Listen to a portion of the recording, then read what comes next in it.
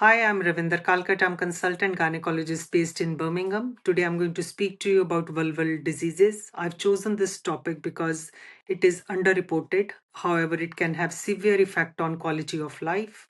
Vulval itchiness, vulval irritation, redness, etc. are the symptoms.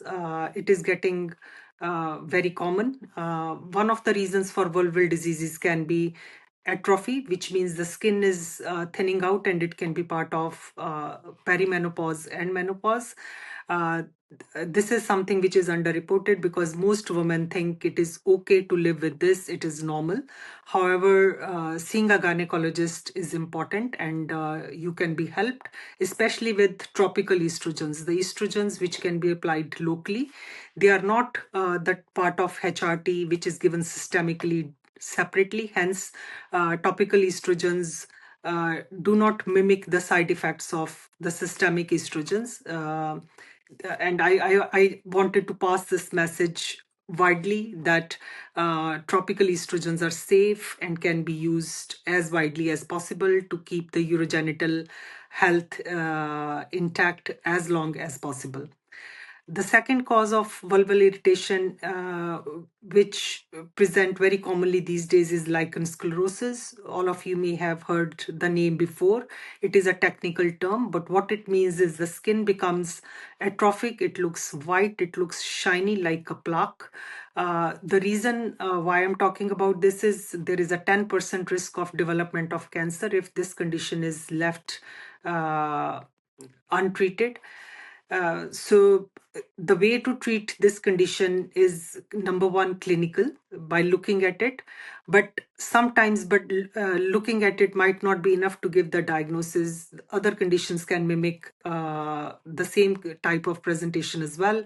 In those cases, biopsy of the skin is important to reach the diagnosis, which can be done at the same time at the clinical consultation. There is help available to treat this condition. It is a long-term condition, but certain steps can help to keep it under control, and it can prevent long-term development of cancer as well.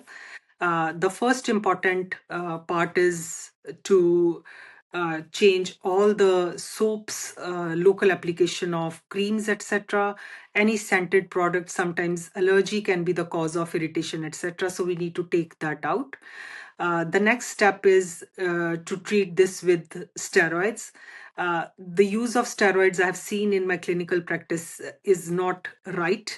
When the patients are prescribed steroids, they just use it as and when needed. The steroids do not need to be used in that way. We will start the treatment with stronger steroids first to keep the first symptoms under control. This will be over a period of 3 months when we start with a higher dose and slowly reduce the dose over a period of time.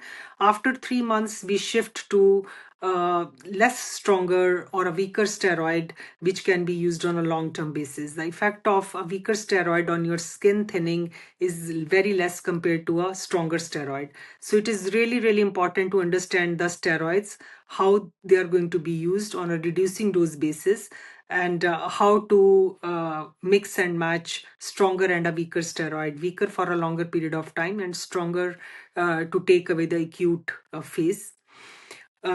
This is the way to keep it under control. The other ways of looking after the skin are moisturizers, including dermal wash.